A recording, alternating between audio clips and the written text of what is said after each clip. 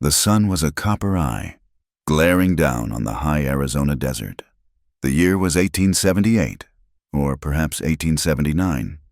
Time blurred out here, measured less by calendars and more by the height of the sun and the depth of the hunger.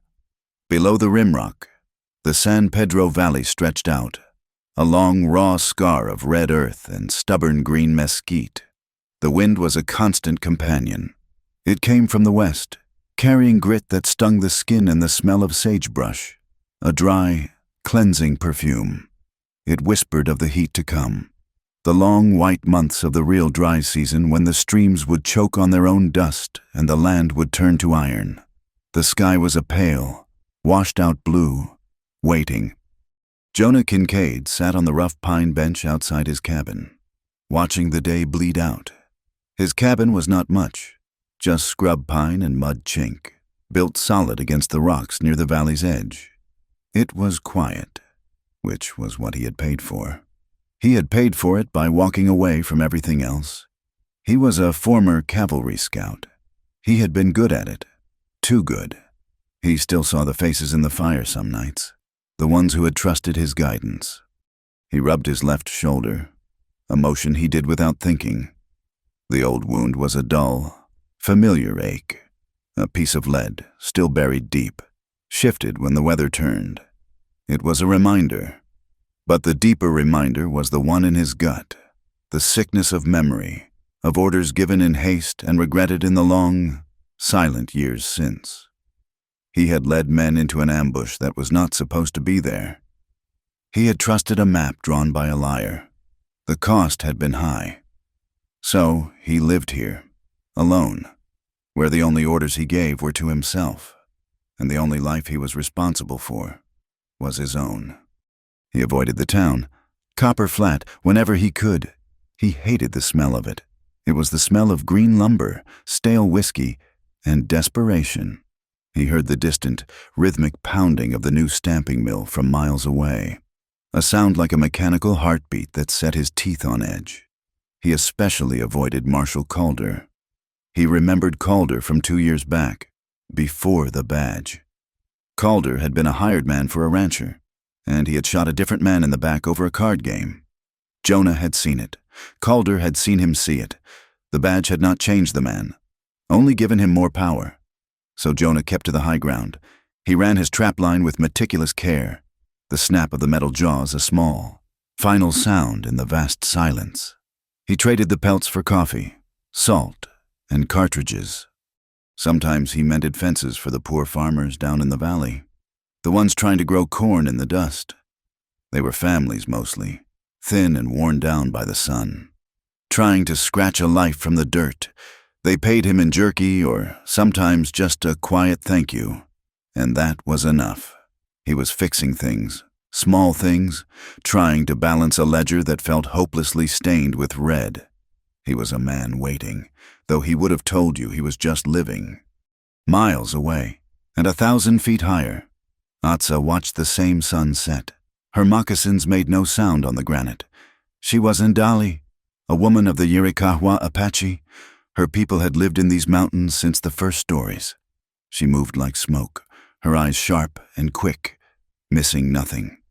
She saw the new line of fresh yellow stakes driven into the earth far below, a straight, ugly line cutting across the valley floor. She saw the wagons, heavy and slow, scarring the land. She was a warrior. She had not chosen it. The times had chosen it for her.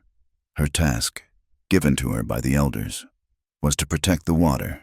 The life of her people flowed from a series of hidden springs, ancient places of power that fed the valley. They were the secret heart of the land. The water was life. It was memory. Her grandmother had told her that the voices of their ancestors lived in the sound of that running water. Now, new men were listening, not for voices, but for profit. Atsa carried her own ache, a thing that lived just below her ribs, cold and heavy. Her brother, Taza, his name meant swift, and he could run a deer to exhaustion. He had been learning the songs, the old stories of their people. He was dead. 3 moons. It felt like a lifetime. The skirmish was a blur of noise and terror.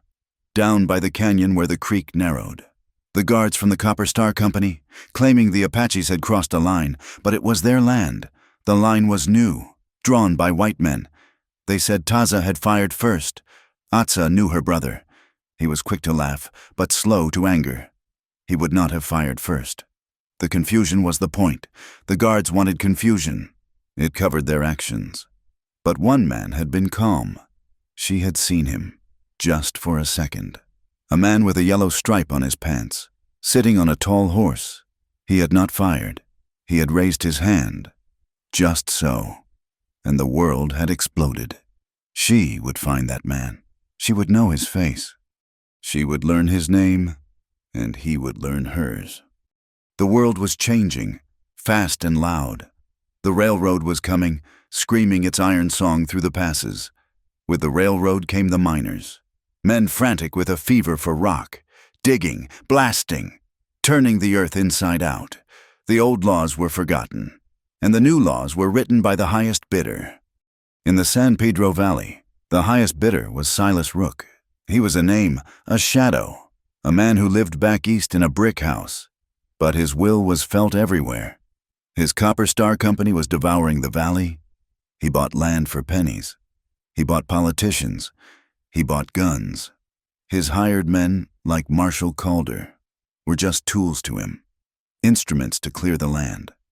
Rook had heard the whispers, the old stories of the sacred spring, a place where the water ran even in the worst drought. He did not believe in sacred, but he believed in resources. He had a plan. He would build a great dam. He would choke the valley, hold the water for his mines. And the poison, the arsenic wash from the ore, it had to go somewhere. The new reservoir would be a perfect place. If the dam was built, the Chiricahua would lose their ancient source. The poor farmers Jonah mended fences for would see their corn shrivel and die. The valley itself would become a poisoned bowl. Silas Rook, 1,000 miles away, would get richer. That was the simple, brutal math of it. The wilderness itself held its breath. The nights grew colder. The howls of the wolves drifted down from the high passes, a sound of hunger, a sound of freedom. The land was a hard teacher. It offered no comfort, only truth. It demanded strength. It punished mistakes. It was a place of dust and sweat, the smell of hot leather from a saddle, the clean scent of pine wood burning. For Jonah Kincaid, mending fences, and for Atza, watching from the heights. The valley was a battleground, and in the quiet, charged air between the rimrock and the mountain, a story was waiting. A story that smelled of smoke and sage, and a romance that had not yet found its name. The wind had teeth now. It was late afternoon, the sun already dipping low. When Jonah checked the last of his traps in the lower canyon, he found it sprung. The metal jaws empty save for a few tufts of coyote fur. But a sound reached him, thin and sharp, nearly swallowed by the rising howl of the storm. It was not an animal. He followed it, keeping low, his hand near the butt of his pistol. He found the source 20 yards up a dry wash, an old bear trap, rusted and heavy, the kind he had not seen used in years, probably left by some prospector who had long since given up. A boy was caught in it, an Apache boy, no more than 14 or 15 summers. His ankle was trapped, the steel teeth biting deep into the leather of his moccasin and the flesh beneath. The boy's face was slick with sweat and grime, his dark eyes wide with pain and defiance. He held a small knife, and he pointed it at Jonah with a hand that trembled only slightly. Jonah stopped, holding his hands up, palms out. "I am not here to hurt you," he said, his voice low and steady, carrying just above the wind. The boy said nothing, just watched him, his knuckles white on the knife. The sky was turning a sick, yellowish brown. The storm was coming on fast. There was no time for negotiation. Jonah moved slowly, deliberately. "The wind is rising. That trap will take your foot if we do not get it off. I am going to help you." He holstered his pistol, showing the boy his empty hands again. He knelt, ignoring the knife. The mechanism was old. He had to put his full weight on the spring, his muscles straining. The rust fought him. He grunted, pushing harder, his bad shoulder screaming in protest. The boy hissed in pain as the metal shifted. Finally, with a groan of tortured steel, the jaws opened. Jonah pulled the boy's leg free. The moccasin was ruined, soaked in blood. The boy collapsed back against the rock, his face pale. "Can you walk?" Jonah asked. It was not really a question. The boy tried to stand, to keep his dignity, but his leg buckled instantly. He bit back a cry. Jonah looked at the sky. The first wall of dust was visible, a towering brown cloud that would scrub the world clean. "My cabin is close. You will not survive this storm out here." He did not wait for an answer. He sheathed the boy's knife for him, then lifted him.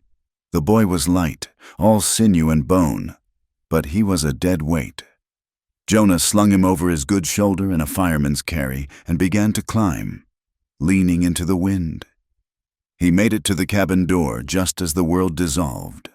The sun vanished. The air turned to a roaring, suffocating mass of sand and grit. He kicked the door shut, the solid thud of the wood swallowed by the shriek of the storm.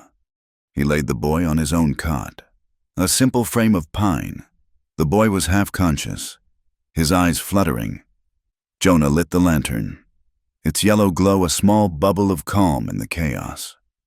He fetched his canteen and a clean rag. He cut the moccasin away, his knife slicing through the wet leather. The wound was ugly. The teeth had gone deep.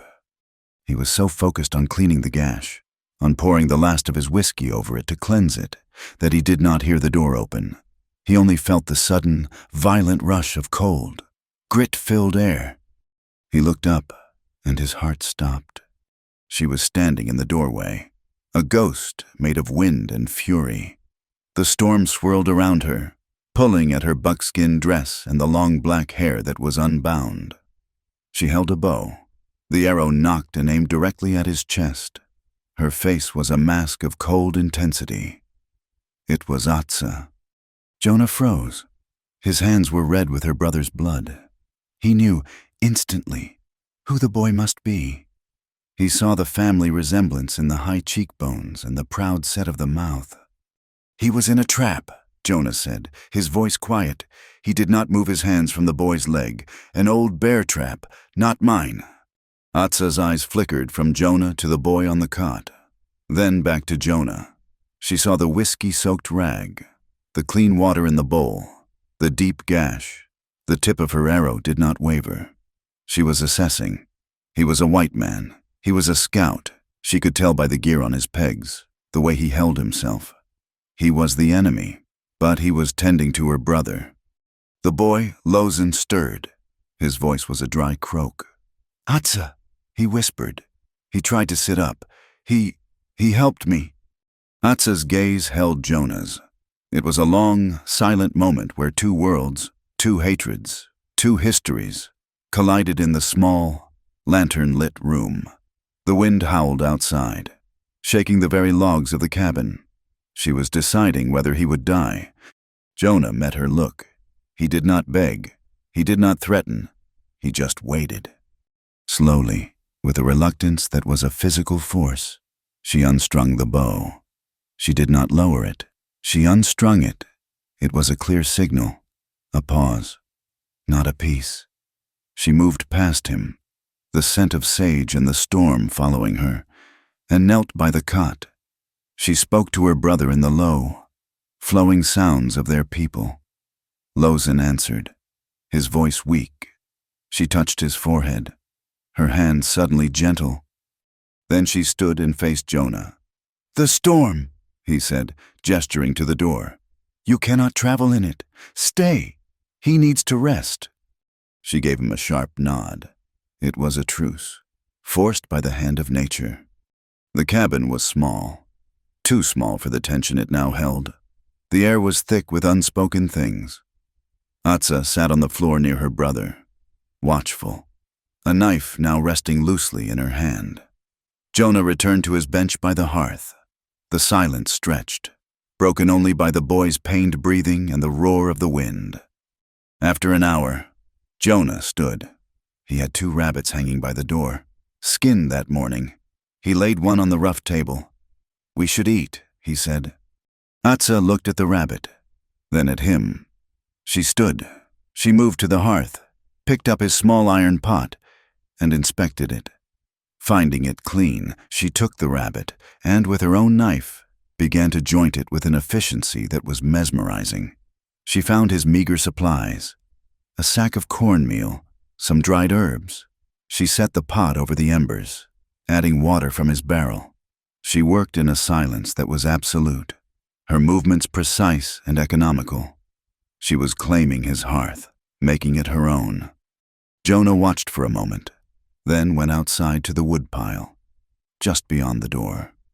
The wind nearly tore the breath from his lungs, stinging his face with sand. He gathered an armload of split pine and brought it in, stacking it neatly. He took the pot she had used and his own tin plates to the wash basin. He washed them, his back to her. He chopped wood. She cooked.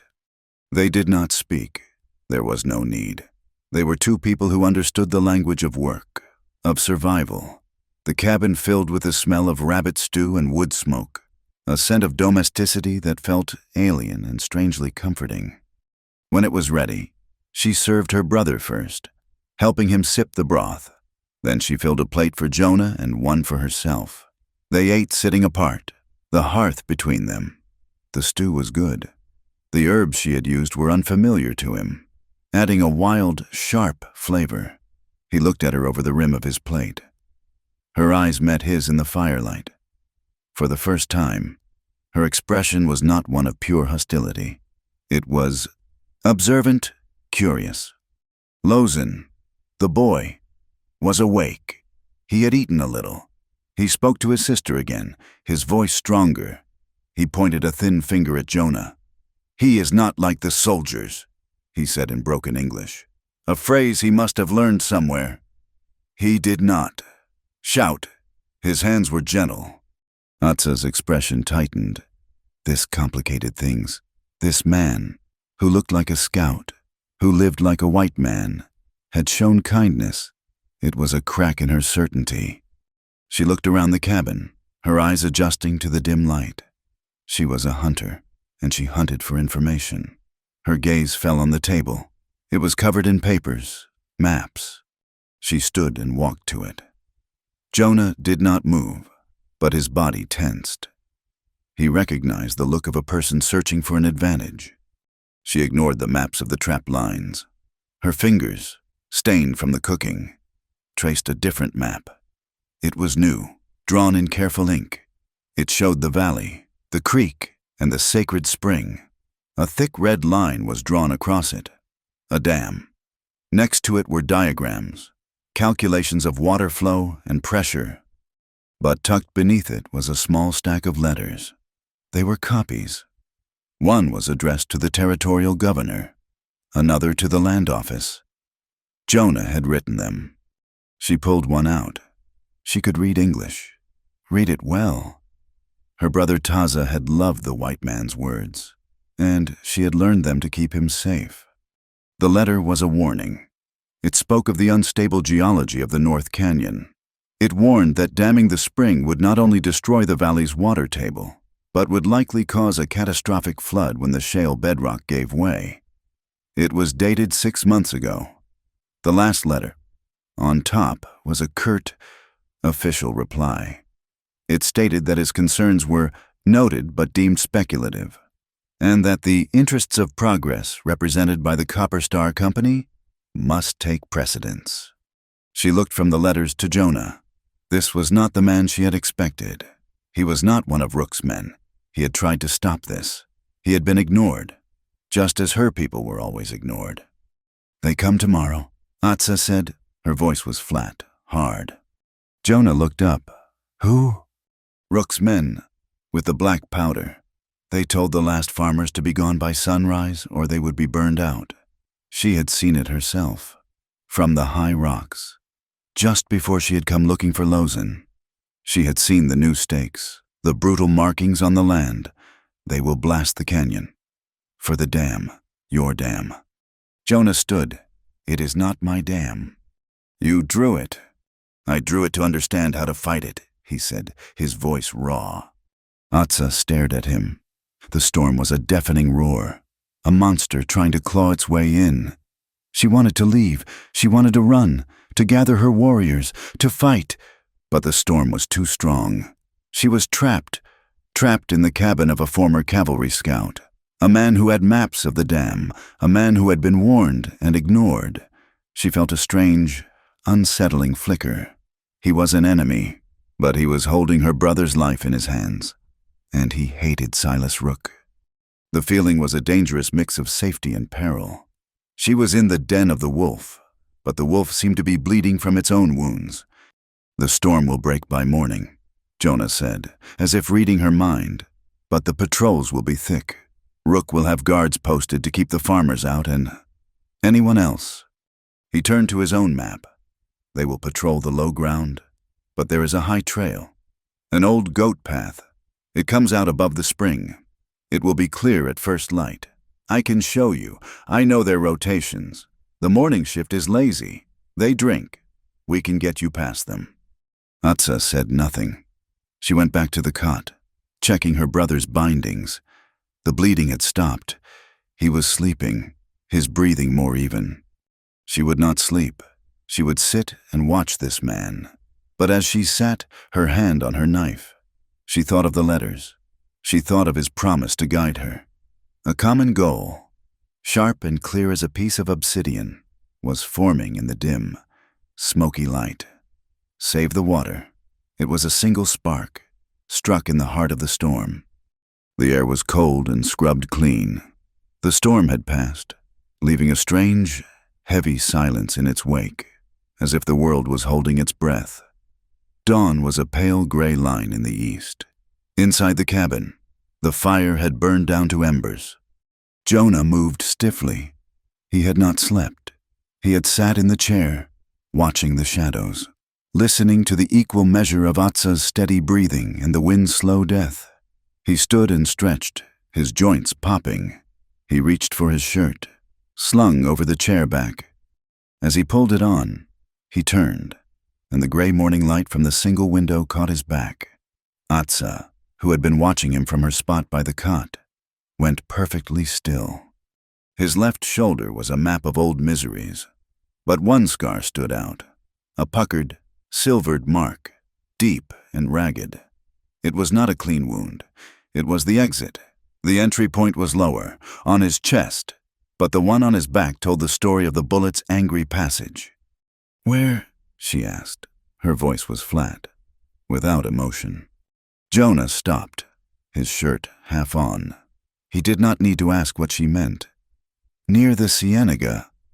Last year, the skirmish by the narrow creek."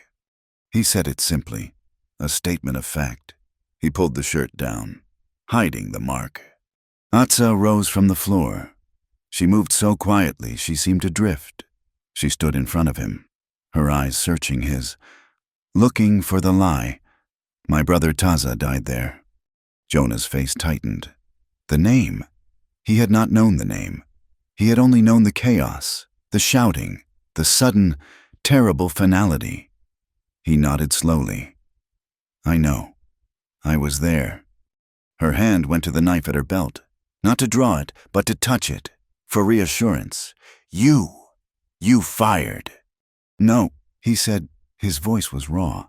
He owed her this. The truth, hard as it was. "I did not fire, but the shot, it came from my side. We were scouts, moving ahead of the company." He looked away, back toward the memory. "We were ordered to draw them out. The orders were wrong. The man who gave them was Marshal Calder." The name hung in the air, heavy and toxic. He was working for the mining company then, same as now. He wore a badge, but it was a copper star. He wanted the canyon cleared. He told us there was a raiding party. It was not a raiding party. It was a hunting party. Your brother, a few others. We walked right into them. Jonah's hands clenched at his sides. By the time I realized the orders were a lie, it was too late. The shooting started. Calder gave the order. I did not fire. He stopped. What did it matter? Atsa stared at him. The man who had saved her young brother, Lozin, was part of the patrol that had killed her older brother. Taza, the man who had tended Lozin's wound with whiskey and gentle hands, had stood on the wrong side of the creek while Taza bled into the dust. The desire for vengeance was a hot, sharp sickness in her throat. But beside it was the image of this man, his face grim, his hands bloody from saving. He was on the wrong side, she said, as if to herself. A terrible, simple judgment. Jonah met her gaze. He had no defense to offer. Yes, he said, I was... Lozin, from the cot, watched them both, his eyes wide with fear and confusion. He did not understand all the words, but he understood the cold weight in the air. Jonah turned away.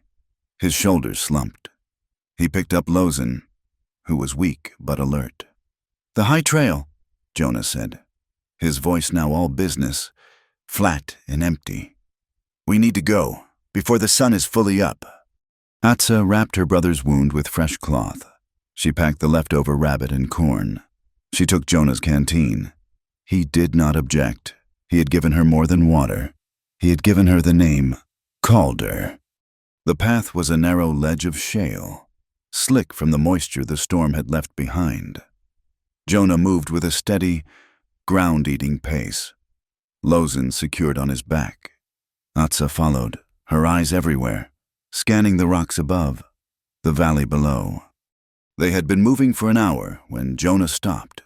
He pointed, far below, where the sacred spring bubbled up from the earth.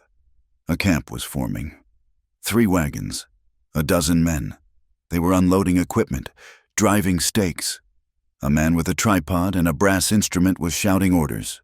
The Copper Star survey team. They are early, Jonah whispered. They want to start the blasting, Atsa said, her voice tight with hatred. She saw the fresh scars on the earth, the bright yellow stakes. Jonah set Lozin down gently behind a screen of boulders. Stay here. Do not make a sound. What are you doing? Atsa asked, her hand on her bow. They will have a survey book, maps, a blasting schedule. Without it, they are working blind. It will slow them down. Maybe by a day. I will go, she said. Jonah looked at her. He saw not a woman, but a warrior. He saw the same efficient, precise movement she'd had at his hearth. He nodded. The man at the tripod. He will have the book. The others are guards, lazy. They are watching the valley, not the rocks. Distract them, she said. It was an order. Give me 2 minutes, he said. He moved away, climbing higher, moving parallel to the ridge. Atsa watched him go. Then she slipped over the rocks, disappearing into the shadows. She moved like water flowing over stone. Jonah found what he was looking for, a large boulder, precariously balanced on a pile of scree, high above the camp. It was a risk, but it was the only risk he had. He put his good shoulder to it, testing the weight. He waited. Down below, Atsa had reached the edge of the camp. She was behind the last wagon. The guards were drinking coffee, their backs to the ridge. The surveyor was arguing with one of them. She saw the thick leather satchel on the ground by the tripod. Jonah set his feet, took a deep breath, and pushed. The sound was not loud at first, just a grinding, scraping noise. Then a sharp crack. The boulder, the size of a small wagon, tipped. It began to roll. It gathered speed, crashing through the brittle brush, dislodging a cascade of smaller rocks. It was an avalanche, loud and violent. Rock, one of the guards screamed. The entire camp scrambled for cover. The men dove behind wagons, their rifles forgotten. The surveyor flattened himself against the earth. The boulder missed them by a good 50 yards, crashing into the creek bed with a sound like a cannon shot. In that moment of chaos, Atsa was moving. She was not a shadow. She was a blur. She ran from the wagon, grabbed the leather satchel, and was gone. She was back in the rocks before the dust had even begun to settle. "What in the hell was that?" one of the guards shouted, his voice shaking. The surveyor stood up, brushing himself off. "Damn mountain is unstable. See? Unstable." He looked around. Where is my satchel? My book?" Jonah was already back at the boulder screen. Atsa was there, her chest heaving. She held the satchel. She pulled out a thick, leather-bound book. She opened it. Pages of careful numbers, coordinates, timelines. "Tomorrow," she read, her finger on a line. "Sunrise, Section 4. 10 charges." She looked up at Jonah, her eyes dark. "They are not waiting." Jonah picked up Lozen. "Let's go." They did not speak again until they reached the high rocks, the hidden entrance to the Chiricahua stronghold. 2 warriors stepped from the rocks, their rifles aimed. Atsa spoke to them. Their eyes went to Jonah, hard and full of hate. They looked at Lozen, and their faces softened. One of them took the boy, lifting him as if he weighed nothing. They walked into the camp. It was not a camp. It was a village, hidden in a high, watered canyon. There were wickiups, horses, the smell of cooking fires, and people, women, children, old men, and warriors. They gathered as Atsa and Jonah walked through, their faces a mixture of fear, anger, and curiosity. Atsa went straight to the largest fire, where 3 old men and 1 old woman sat. The council. She spoke. Her voice was clear and strong. She told them of Lozen, of the trap. She told them of the storm, of the cabin. Then her voice hardened. She told them of the survey team. She held up the leather book. "They plan to blast at sunrise. They will poison the water." A hubbub rose from the crowd, an angry, guttural sound. "And this white man," one of the warriors shouted, stepping forward. He was tall, powerfully built, his face a mask of rage. He was Chul, her cousin. "You bring him here." "He carried Lozen," Atsa said.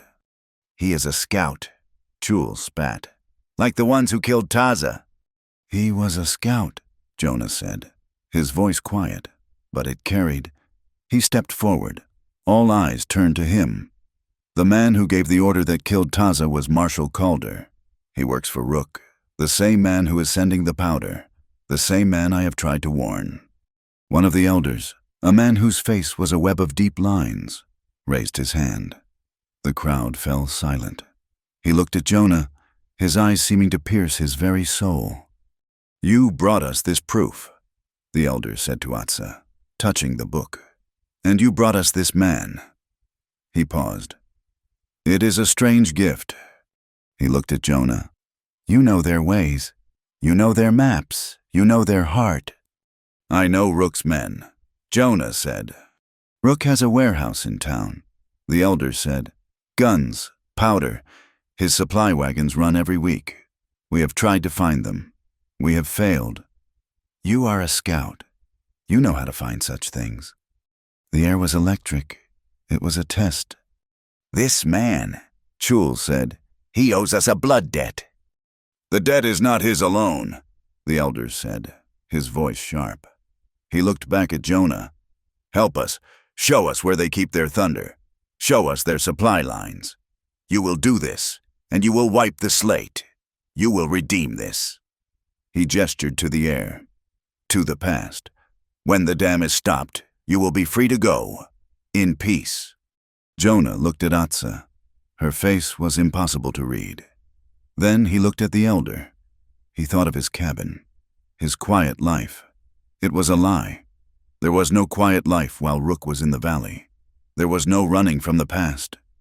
Calder's name was now between him and this woman, a canyon of its own. "I will help," Jonah said, "not just for my freedom, but because the dam must be stopped." The elder nodded, a slow, grave movement. "It is done." He looked at Atsa. "You brought him. Ndali, he is your shadow. You will work with him. You will watch him. Trust is a seed that grows slowly in dry ground. The council was over. The crowd dispersed, talking in low, urgent tones. Atsa and Jonah were left standing alone. The sun was higher now, and the valley below them was laid out in the sharp morning light. They could see the tiny figures of the surveyors, now in chaos, scattering to look for their lost book. They stood on the edge of the cliff, 1,000 feet above the valley floor. It was the same view, but now, they were not two solitary people. They were two people tied together by a shared enemy, a dead brother, and a desperate, fragile plan. The wind came up the cliff face, cool and smelling of pine. It was a long way down. A strange rhythm established itself.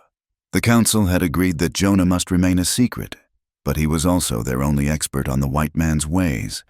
The cabin, once his refuge from the world, became a quiet, neutral territory.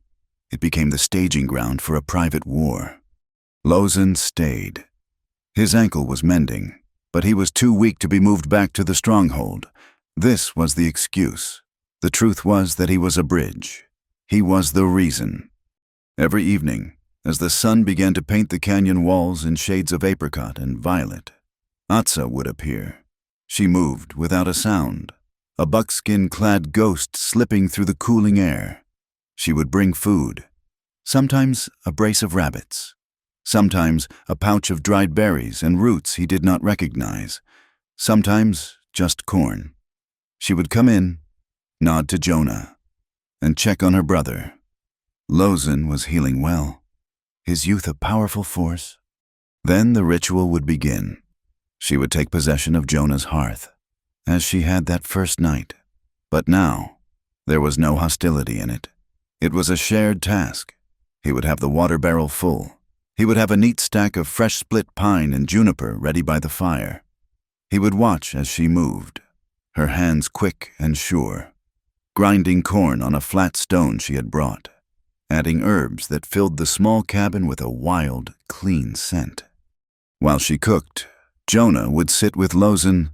The boy's eyes were bright, missing nothing. Jonah, awkward at first, found himself teaching. He took a piece of twine and showed Lozen how to tie a trigger snare, the kind that could catch a grouse. He drew in the dust on the floor, showing him the difference between a deer track and the track of a calf. "The deer's hoof is pointed," Jonah explained, his finger tracing the shape. "It walks clean. The calf, it wanders. It is stupid." Lozen laughed, a sharp, quick sound. He showed Jonah a cat's cradle, a complex web of string that he said was the story of the Spider Woman. A slow, careful exchange was happening, knowledge for knowledge.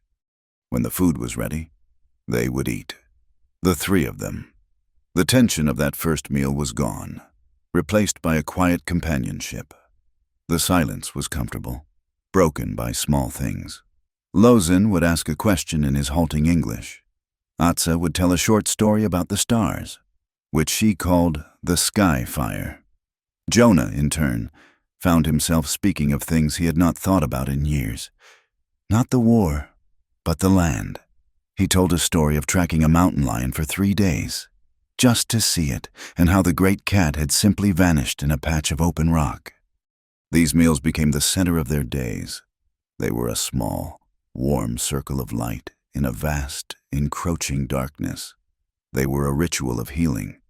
After Lozen was asleep on his cot, the real work would begin. The maps came out. Jonah, with the precision of a trained scout, was drawing the town of Copper Flat from memory.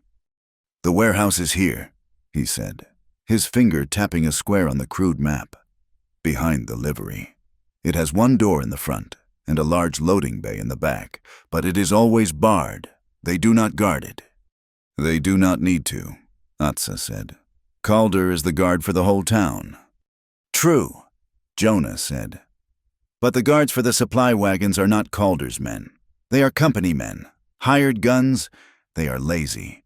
They run 1 wagon a week, always on a Thursday. They leave at dawn." He drew a line, a trail that wound through the low hills.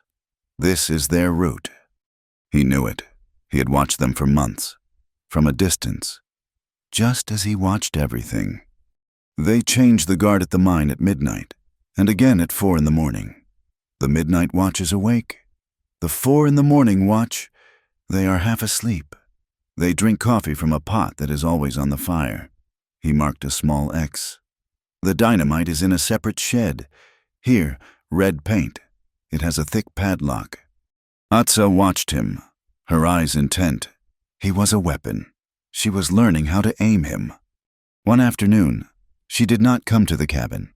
She waited for him at the head of his trap line. She held no food. She just looked at him. Come.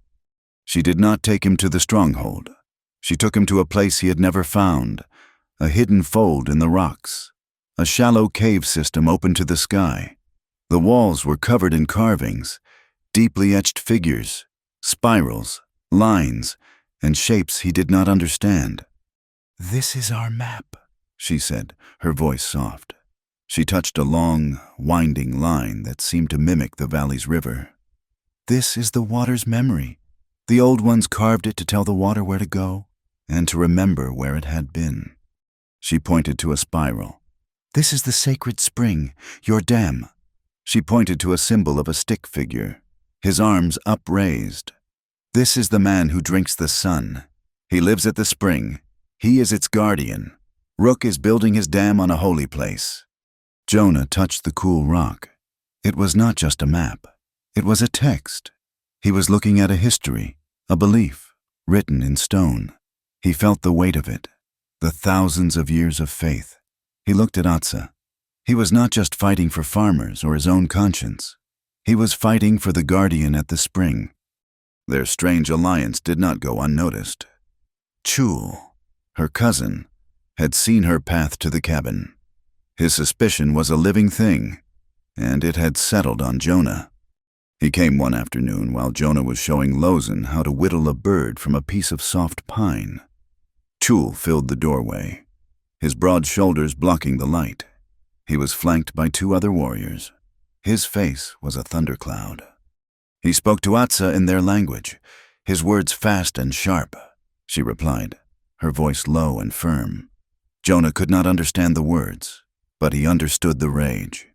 Chul's gaze was fixed on him, full of contempt.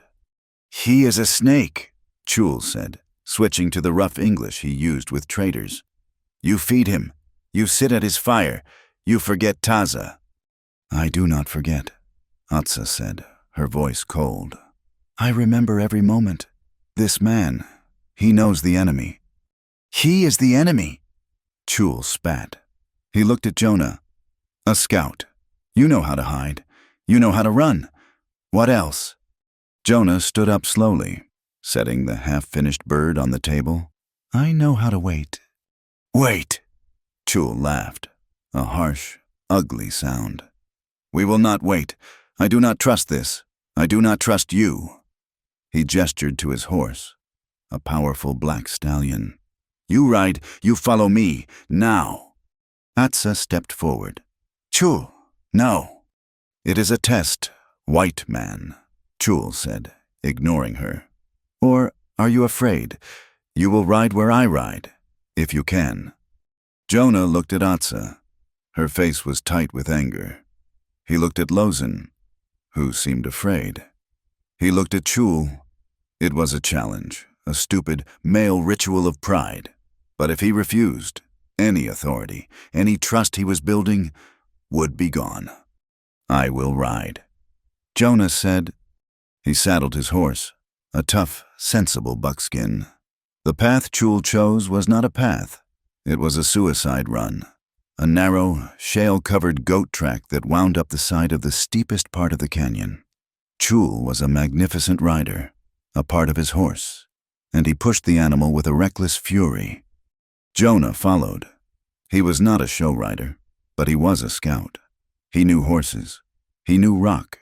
He let his buckskin pick its way, keeping a steady, dangerous pace behind the black stallion. The wind whipped at them, and the valley floor fell away. A dizzying, terrifying drop. Chul was trying to break him, to make him turn back, He spurred his horse into a run on a short, flat stretch, and then took the turn too fast. Jonah saw it happen. The stallion's back feet slipped on the loose shale. The horse screamed, its front legs scrambling for purchase on the empty air. It was going over. Chul, for all his skill, was trapped by his own arrogance. He was trying to muscle the horse back, but the animal was lost to panic. Jonah moved. He spurred his own horse forward, not away. In 2 strides, he was alongside the flailing stallion. He did not think. He reached out, his bad shoulder screaming, and grabbed the front of Chul's buckskin shirt. With all the strength he had, Jonah hauled. He pulled Chul from the saddle just as the black stallion finally went over.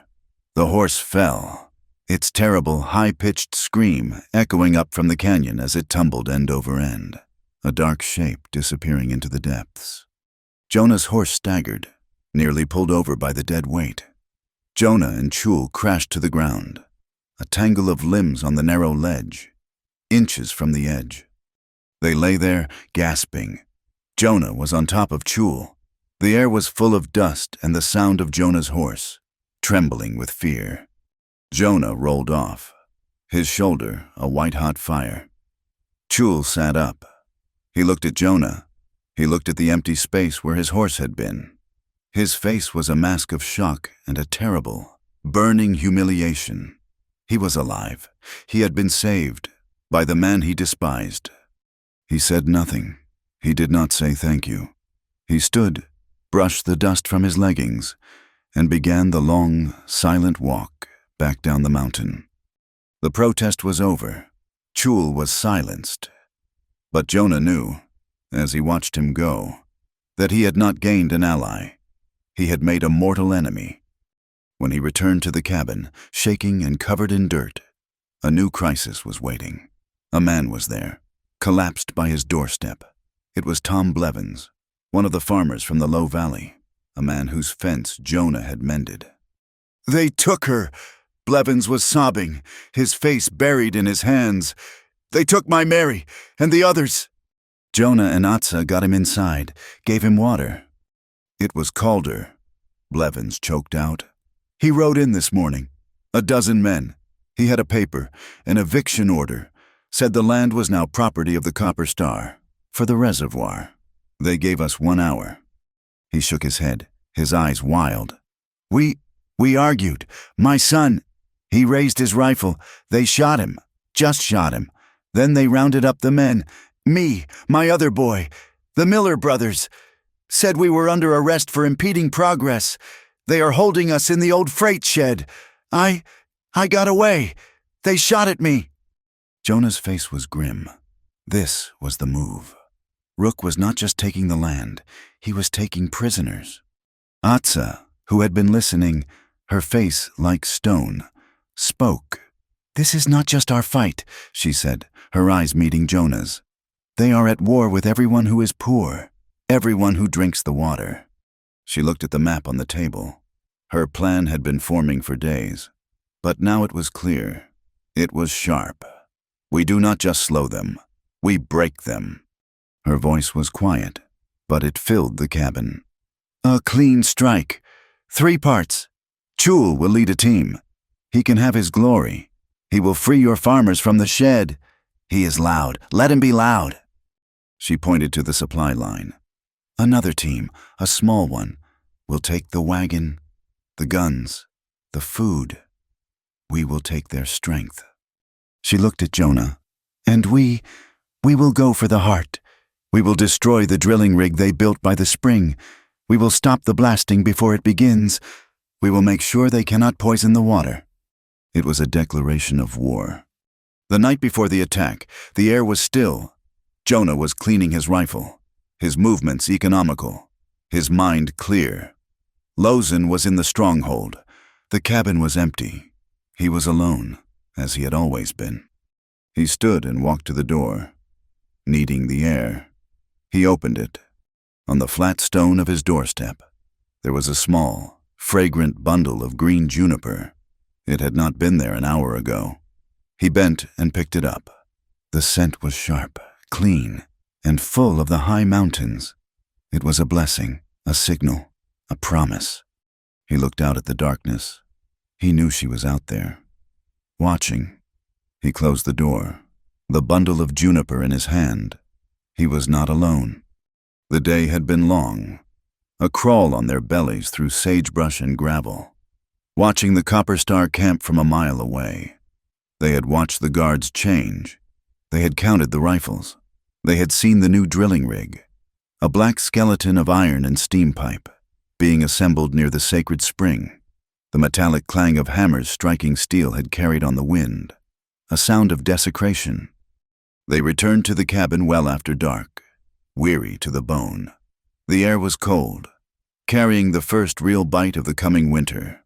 Lozen was back in the stronghold, his ankle healing, and the cabin felt empty, larger, and more intimate without him. Jonah dropped the small sack of supplies he carried and moved to the woodpile. He did not need to speak. His shoulders ached, the old wound on his bad shoulder a familiar fire.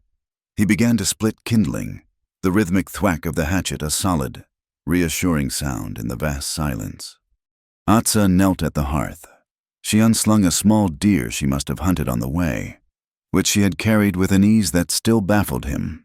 She began to work with her knife, her movements fluid and economical, a dance of purpose. She was weary, too. He could see it in the way she held her neck, but she did not slow. He built the fire. She jointed the meat. He brought the heavy iron pot, filled it with water. She added the meat, then dug into her pouch for corn and dried beans. The ritual was familiar now, a silent partnership born of shared space and a shared goal, while the stew simmered, filling the small room with a rich, savory scent. Jonah went to his own small luxury. He pulled out his sack of coffee beans, roasted them over the edge of the fire in a small pan until they were dark and fragrant, and then crushed them with the butt of his pistol. He set the grounds to boil in the small tin pot. They ate in the quiet, sitting on opposite sides of the hearth, the firelight their only illumination.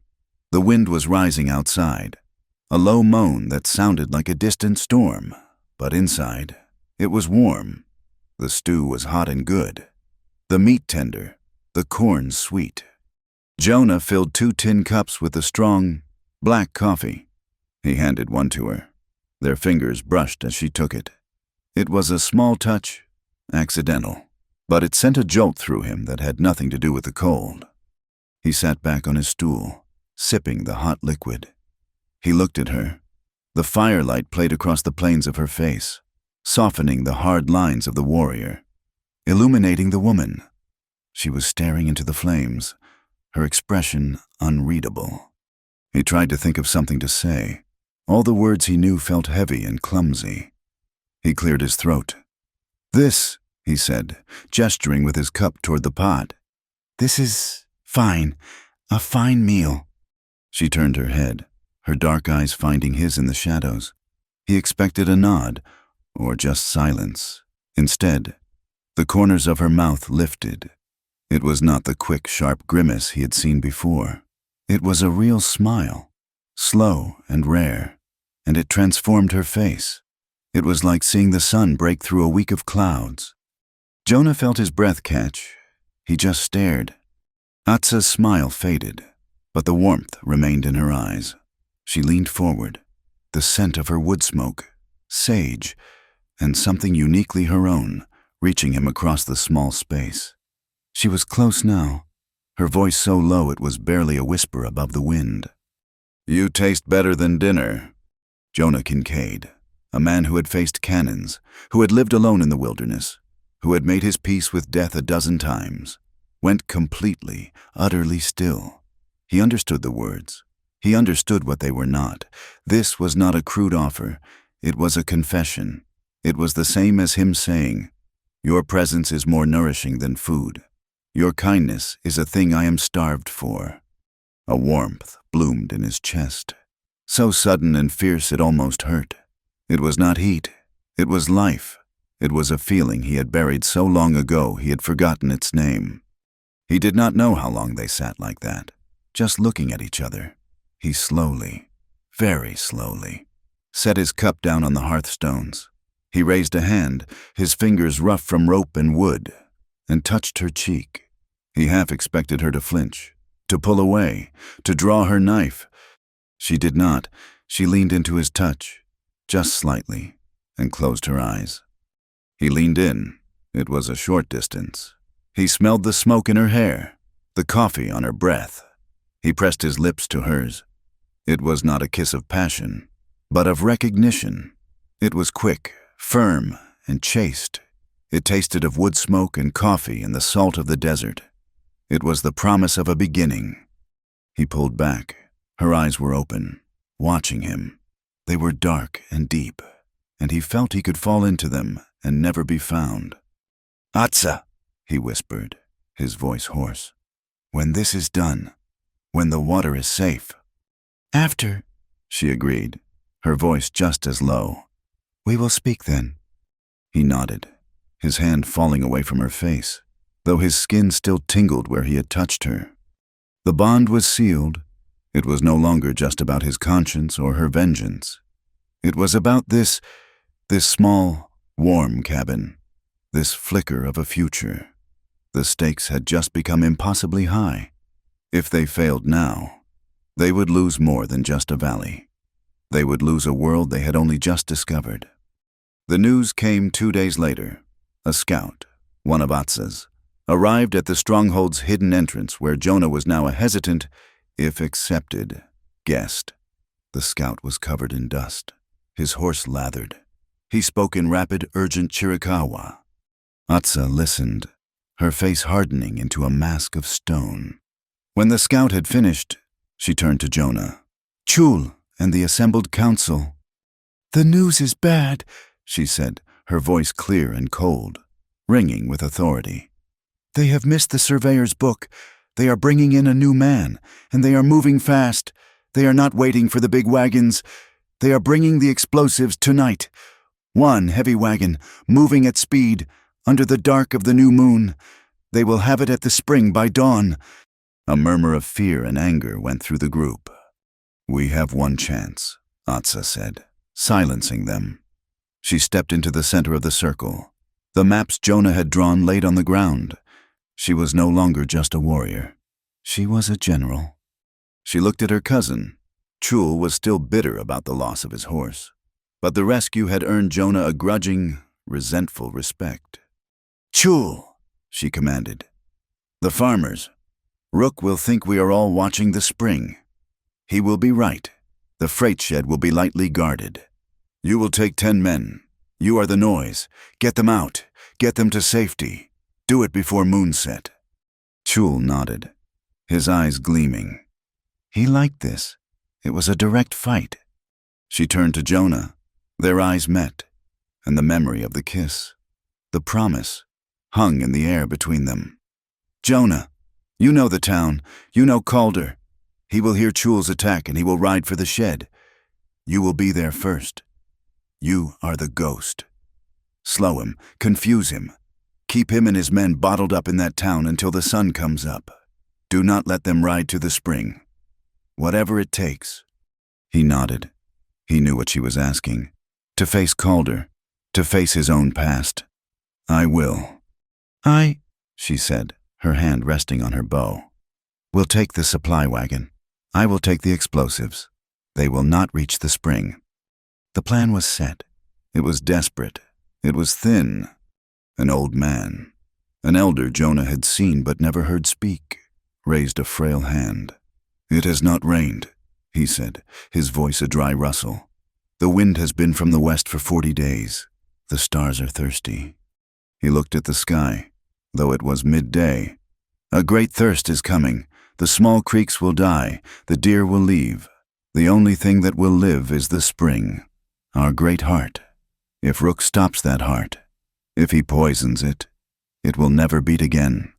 The land will not forgive us a second time. This is the last fight, for all the water." The words settled over them, heavier than stone. The rest of the day was spent in a cold, silent flurry of preparation. Weapons were checked, horses were fed, Pouches were filled with water and dried meat. As the sun began to set, painting the sky in bloody streaks of red and orange, the air grew sharp and cold.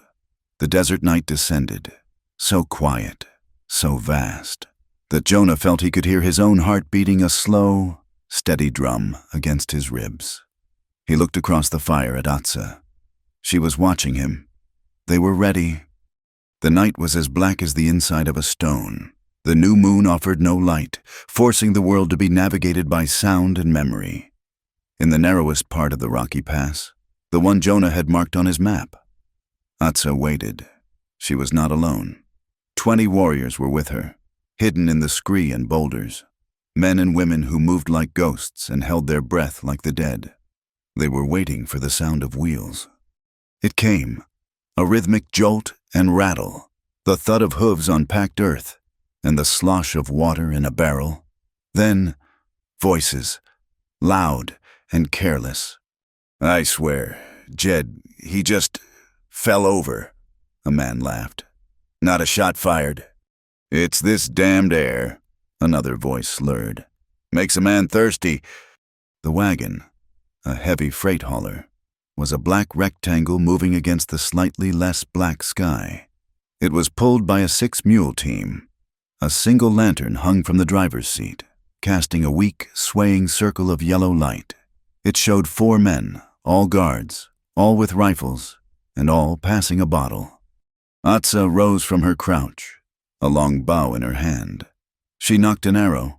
The tip was wrapped in cloth, dipped in pine pitch. A warrior beside her struck a flint, and the tip bloomed into a small, bright flame. She drew the string, her arm steady. She aimed not for the men, but for the lantern. The thwack of the bowstring was the only sound. The arrow streaked across the dark, a tiny comet. It struck the lantern with a tink and a crash of glass. The flaming head, now doused in lantern oil, exploded. The wagon driver screamed as his seat caught fire. The mules, terrified by the sudden light and the roar of the flames, reared and plunged. The world erupted. Atsa's warriors were on their feet, shouting, running from the rocks. They were not trying to kill. They were trying to panic. They ran for the harnesses, their knives flashing as they slashed the leather traces. The drunken guards were in chaos, firing their rifles wildly into the darkness, their shots illuminating nothing but their own terror. "They're cutting the mules," one shouted. "It's the damn Apaches. Shoot 'em. Shoot 'em all." A figure on a horse, who had been riding 20 yards ahead, was suddenly there. The man spun his mount, his voice a bellow that cut through the panic. "Ambush! Hold your ground! Light 'em up!" He fired his pistol, the flash a huge, bright blossom of orange that lit the scene. "To the wagon! Protect the cargo!" It was Marshal Calder. He had not been in town. He was here. The plan was in ruins. Another man, who had been huddled in the back of the wagon, threw off a dusty canvas coat. He had a hat pulled low. He was not one of the guards. He was Jonah Kincaid. He had been the inside man, a desperate last-minute change of plan. He had posed as a down-on-his-luck porter in town, hired to help load the wagon. He had seen the small, heavy crate marked with the red danger stencil. He had a duplicate crate, filled with crushed rock, hidden in the wagon bed. But the guards were too drunk, too close, and he had not been able to make the switch. Now he had one last chance. As Calder roared, Jonah lunged for the small, heavy box. Calder saw him. The flash of his own pistol had illuminated Jonah's face, a face he knew too well. "Kincaid," he snarled, his voice a rasp of pure hatred and disbelief. You traitorous bastard!" Calder leveled his pistol, not at the shadows, but at Jonah's chest. "I should have known," he spat, and his thumb pulled back the hammer. Time stopped. Jonah was trapped, the box in his hands, the black bore of the pistol an unblinking eye. A thud broke the spell. It was not a gunshot. It was the sound of wood striking wood, an arrow, silent and unlit, had flown from the darkness and slammed into the heavy wooden stock of Calder's pistol. The force was tremendous. It did not stop the bullet, but it broke his aim. The gun fired, the bullet splintering the floor of the wagon bed. Calder screamed as the impact and the recoil tore the gun from his grip. Atsa's voice, cold and clear, cut through the night. "Fall back! To the high wash! Now!" The warriors, their work done, were gone. They did not retreat. They vanished. The harnesses were cut. The wagon was immobile. The mules were scattering into the canyon. Jonah did not hesitate. He grabbed the precious, heavy crate of explosives and leapt from the wagon, disappearing into the same rocks that had birthed the ambush. He ran for a mile, his lungs burning, his bad shoulder on fire. He followed the dry wash, the path they had all memorized. He found them in a hidden cleft of rock, a place the cavalry would never find in 1,000 years. The farmers were there, Tom Blevins among them. They were thin, terrified, but they were alive, and Chul was there, leaning against a boulder, his face pale in the gloom. One of his warriors was wrapping his leg, which was dark with blood. Chul looked up as Jonah approached. His part of the plan had worked. He had made his noise, drawn half the guards in town to the freight shed, and in the confusion, he had freed the prisoners, but he had been shot in the leg on the way out. He saw the box in Jonah's hands. He saw Jonah breathing hard, but whole. Chul tried to stand, to reassert his authority, and his leg buckled. He grunted in pain. Before anyone could move, Jonah was there. He did not ask. He did not offer. He simply acted. He handed the explosives box to another warrior, then bent, put his good shoulder under Chul's arm, and lifted. He took the big man's weight, half carrying, half dragging him deeper into the wash. Chul was too shocked, too pained to protest. He was being carried by the white man he had tried to kill. He let himself be moved. His hatred was still there, but it was now confused, muddled by a new, unwelcome feeling. Respect. They found a defensible spot, a high ledge with a view of the valley. Atsa was there, checking her arrows, her face like carved stone. She looked at the small box Jonah had set down. "This is not all of it," she said. It was not a question. "No," Jonah said, his voice rough. "It was just the advance box. For the first blast tomorrow, the main supply, the rest of the powder and the new dynamite. It is at the camp, with the rig." Atsa looked at her people. They were tired. Chul was wounded. They had struck a blow. But the snake was not dead. Its heart was still beating. "We do not retreat," she said, her voice quiet, but it cut through the cold. "We do not wait for them to regroup. We press on. We hit the main camp, now, while they are blind." Before anyone could argue, a new shadow appeared. It was the scout, the one she had left to watch the spring. He was breathless, his chest heaving. "Atsa," he gasped, speaking in their own tongue. They are not just building, they are digging. By the spring, the rocks, the ones with the old signs." Atsa's blood went cold. "What signs?"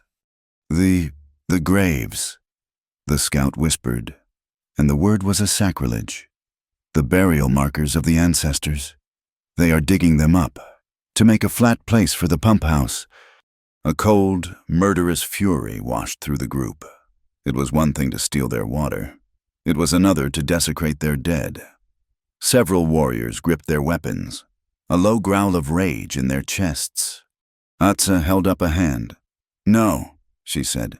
"Not with rage, with ice. We do this with cold heads. We do this because of the ancestors. We are their memory, and we will be their justice." The group settled, the hot anger turning to a cold, hard resolve. As the others tended to Chul, making a rough litter to carry him, Jonah and Atsa stood apart.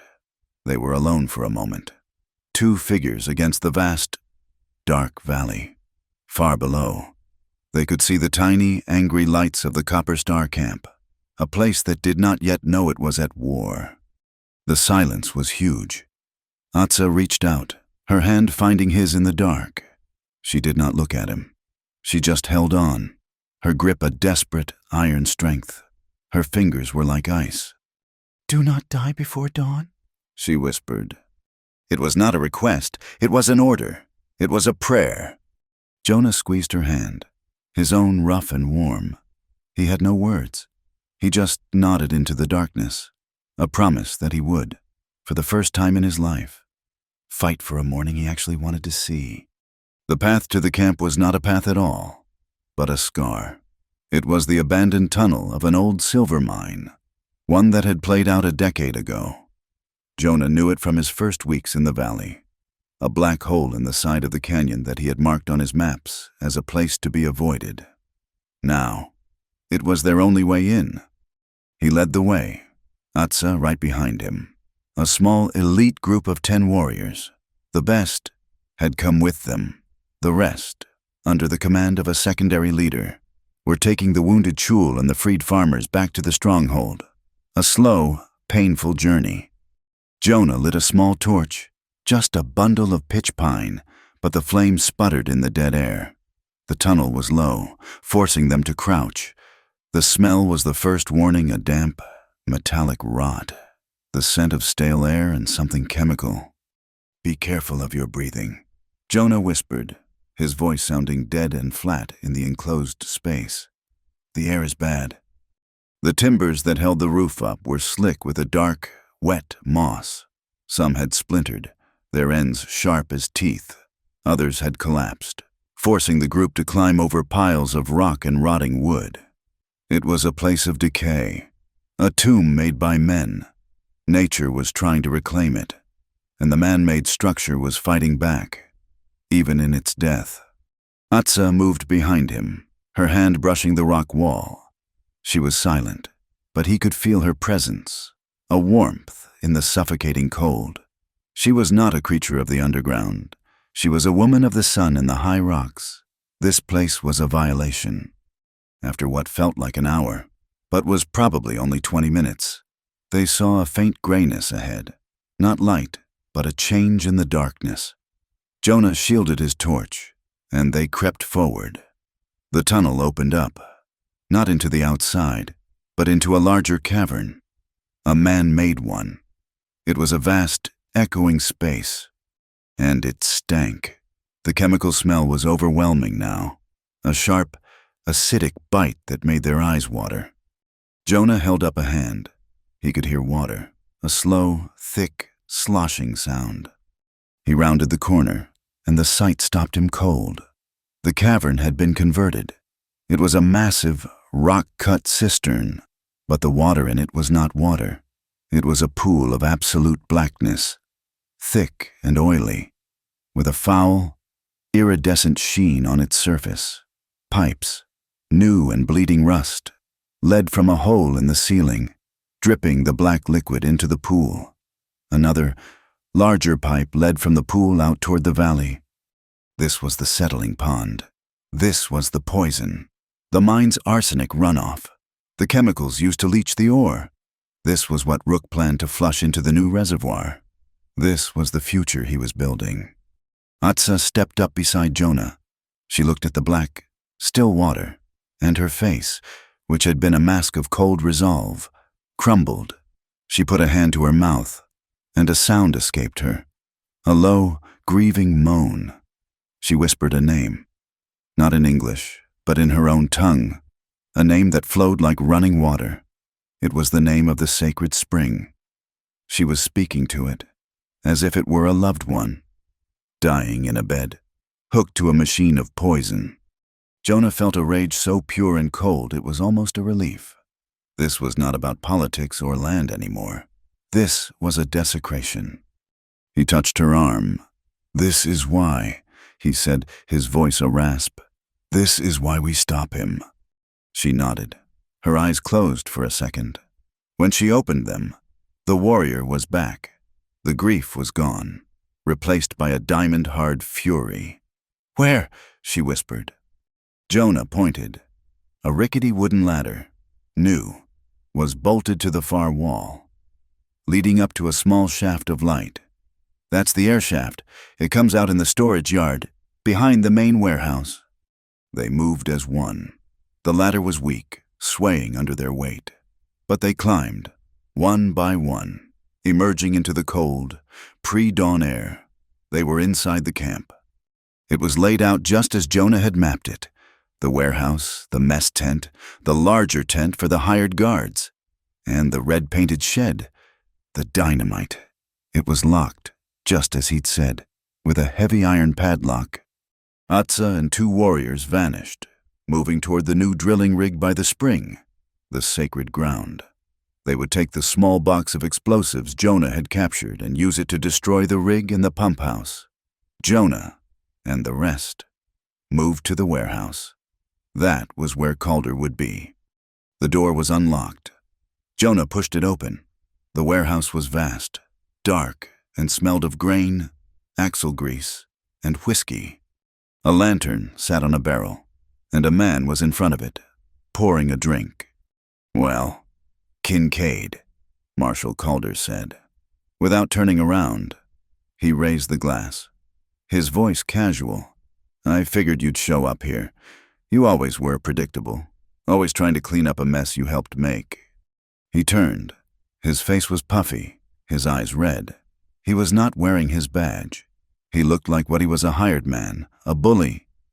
He held a revolver, but it was pointed at the floor.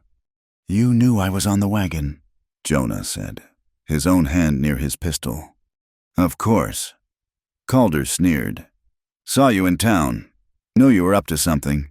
You have that smell, Kincaid, the smell of a guilty conscience. I told Rook you'd be a problem." He took a drink. "He said to let you run. Said you'd hang yourself. Looks like he was right."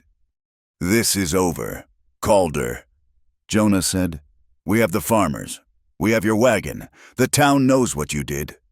Calder laughed, a short, ugly bark. The town is a pile of wood and a payroll. The town is owned. What you have is nothing." "We have Taza's death," Jonah said, his voice dropping. Calder's smile vanished. That, he looked into his glass. That was not my plan. That was Rook. He was pushing. He wanted the land cleared. He sent the new survey, said the Chiricahua were trespassing. He wanted a fight.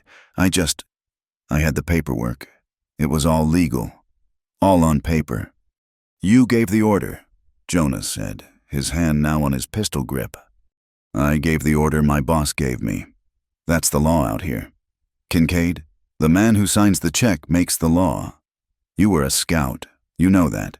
You took the money. You followed the orders. Just like me." "No," Jonah said. "Not like you." From the shadows, a bowstring twanged. The tin cup in Calder's hand exploded, whiskey and metal flying from his grip. He cried out, more in surprise than pain. Atsa was standing in the doorway, her bow raised, another arrow knocked. Her face was a mask of death. He is the one," she said, her voice shaking with a rage so deep it was almost a sob. "He is the one who killed my brother." She drew the bow, her aim steady. She was not aiming at his chest. She was aiming at his leg. A crippling shot. A shot to make him pay, to make him crawl. "Atsa, no," Jonah said. "He is the one," she repeated, her voice a hiss. "We need him," Jonah said, his voice desperate, calm. He moved, putting himself between her and Calder. "We need him alive. We do not need revenge. We need a witness. We need justice." "Justice!" she spat. "That is a white man's word for a clean room to tell his lies in." "This time it is not," Jonah insisted. "Killing him is letting Rook win. We need to break Rook, and this." He pointed at the terrified, cowering Calder. "This is the hammer." Atsa held the draw, her muscles trembling. The past and the future were balanced on the razor-thin tip of her arrow. The need for vengeance for Taza, and the need for a future with Jonah. He is right," Calder stammered, his hands in the air. "I'll talk. I'll tell him. It was Rook, all of it. I got papers, a ledger." Atza stared at Jonah. His face was pleading. Not for Calder, for her, for them. With a sound of tearing cloth, of a soul ripping in two, she slowly unstrung her bow. The arrow and the past were lowered. "Bind him," she said, her voice dead. Jonah pulled a rope from a hook on the wall, and in that moment of distraction, it happened. A voice from outside shouted, not in English. It was one of the Apache warriors, but it was not a war cry. It was a shout of warning. Or was it? "It is a trap," the voice cried. "They are coming from the east." Atza and Jonah spun, and a warrior, one who had climbed the ladder with them, a man Atza had trusted, was standing in the warehouse doorway. He was holding a torch, and he was smiling. "Shul was right," the man sneered at Atza. "You trust a white man too easily." He threw the torch, not at them, but at a pile of oily rags in the corner. The flames exploded, climbing the dry wooden walls in a whoosh. "The bridge!" Atza screamed, realizing the tunnel, the only way out. The traitor laughed. "A rook pays better," he said, and dived out the door. Flames were everywhere. The fire was eating the dry wood, the grain sacks, the roof was catching. "The air shaft!" Jonah yelled, grabbing the now bound Calder and hauling him to his feet. They ran, half dragging the marshal, back toward the tunnel. But when they reached the yard, it was too late. The wooden bridge that crossed the chasm, the one that led from the base of the air shaft ladder to the main tunnel, was a roaring curtain of fire. The traitor was on the other side, his silhouette visible against the flames, his rifle raised. Atza was trapped. The fire was behind her, a collapsing wall of flame. The chasm was in front of her. "Atza!" Jonah roared. He did not think. He ran. He ran back into the inferno. He grabbed a heavy fire blanket from a hook, a thing he had not even noticed was there. He threw it over her, pulling her close, shielding her. "The roof!" she screamed. He looked up. A massive ceiling beam, thick as a man's body and burning like a meteor, was collapsing. He shoved her, pushed her forward, away from the collapsing wall. He tried to follow, to get under his own half of the blanket. He was too slow. The beam struck him, not fully, but a glancing, terrible blow. It hit his left shoulder, his wounded shoulder. He did not feel pain. He felt a white-hot, electric snap. He heard the sound of bone breaking. The world dissolved into pure, agonizing light. He collapsed, the world going gray at the edges. He was on his knees. The smoke was a choking black cloud. Atza was beside him, pulling him, her face a mask of terror. "Jonah!" she was screaming. "Jonah, get up!" He could not. His left side was gone. He could not feel his arm. She grabbed him, pulling him to his feet, her small body taking his full weight. He was a dead weight. The fire was all around them. The traitor was gone. The bridge was gone. The warehouse was a furnace. She was dragging him and the bound Calder, who was weeping in terror. She got them to the wall, away from the worst of the flames. Jonah was slipping, his consciousness fading. She grabbed his face, her hands covered in soot. She pulled his head down. "We do not leave each other," she said, her voice a raw, desperate command. "Not in the middle of the road. Look at me. Stay with me." She pressed her lips to his forehead. It was not a kiss of romance. It was a brand, a seal, a promise of life. The heat was blistering. Cinders and burning ash rained down on them. "This way!" she yelled, her voice hoarse. She pointed, not at the tunnel, but at the main camp, at the new steam rig. The spring, the water, dragging him, supporting him, carrying him, holding the bound witness. Atza plunged back into the chaos. A warrior, a nurse, and a promise keeper, hauling her entire broken world out of the fire. The world was a smear of smoke, red embers, and the gray, sick light of a dawn that felt like an ending. Atsa's lungs burned. She had Jonah's weight slung over her shoulder, his entire left side a useless, terrible burden. He was in and out, his head lolling, his breath a shallow rasp. With her other hand, she dragged the weeping, bound Marshal Calder, who was more of a hindrance than a help. They stumbled out of the yard, away from the roaring furnace of the warehouse, and into the open space by the spring. The new drilling rig stood there, a black iron skeleton against the pale sky. The ground around it was a mess of fresh digging, the sacred stones of her ancestors cast aside like rubble. The camp was in chaos. Men were shouting, running from the barracks, their faces black with soot and confusion. The traitor, the man who had set the fire, was nowhere to be seen. And then he appeared. He was not a guard. He was not a miner. He was a man in a clean duster coat, his boots polished. He wore a city hat. He looked at the burning warehouse, the shattered tunnel, and the general destruction. And his face was a mask of cold, reptilian fury. He was flanked by 6 new men, hard men with new rifles, who must have just ridden in with him.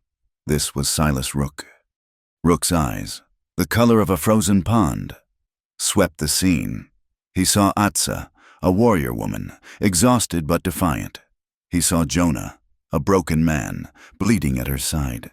And he saw his marshal, bound and blubbering. He did not shout.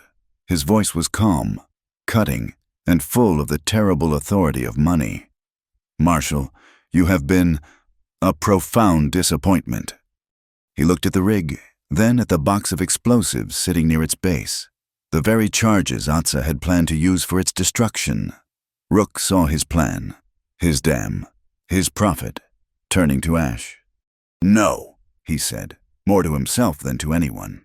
He would salvage this. He would erase it. He pointed to the rig, then to Atsa, Jonah, and Calder. "Burn it all. Light the charges, bury them, bury the rig, bury this whole mistake." It was the classic move. Dead men tell no tales, destroy the evidence. One of his hired guns, a man with a dead fish stare, nodded and picked up a length of fuse. He moved toward the explosives. "No!" a new voice shouted. It was not Atsa, it was not Jonah. The voice came from above. Silas Rook, his men, and Atsa all looked up. The ridge above the camp, the one that formed the canyon's eastern wall, was lined with people. They were not an army, they were a community. The first rays of the sun caught them, turning them into dark silhouettes. There were Apache warriors, their bows and old rifles steady, and standing beside them, shoulder to shoulder, were the farmers. Tom Blevins, his face streaked with tears and dirt, held a pitchfork. The Miller brothers held hunting muskets. It was a painting of a world that should not exist, a union of the dispossessed. And in the center, leaning heavily on a warrior, his leg bound in bloody rags, was Chul. He was alive, and he was very, very angry.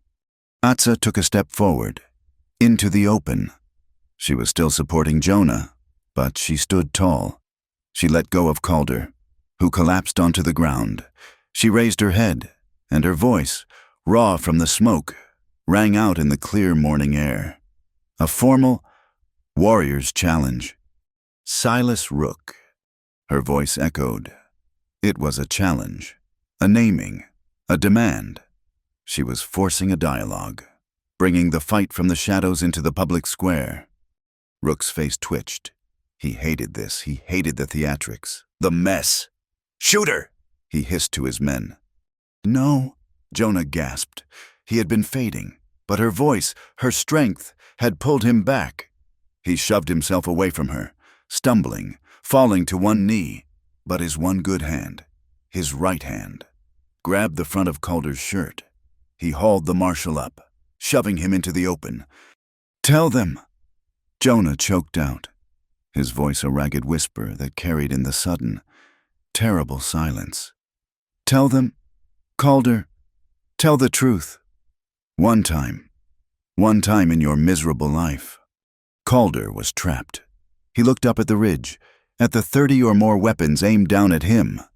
He looked at Rook, who was now motioning for his man to light the fuse faster. He knew Rook would kill him in a second to shut him up. He looked at Jonah, a man he had wronged, who had saved him from Atsa's arrow. He chose. "It was him!"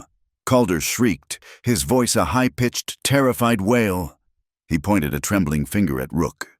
"It was all him. He paid me. He gave me the eviction orders. He bought the judge. He told me to start the fight, the ambush. Last year."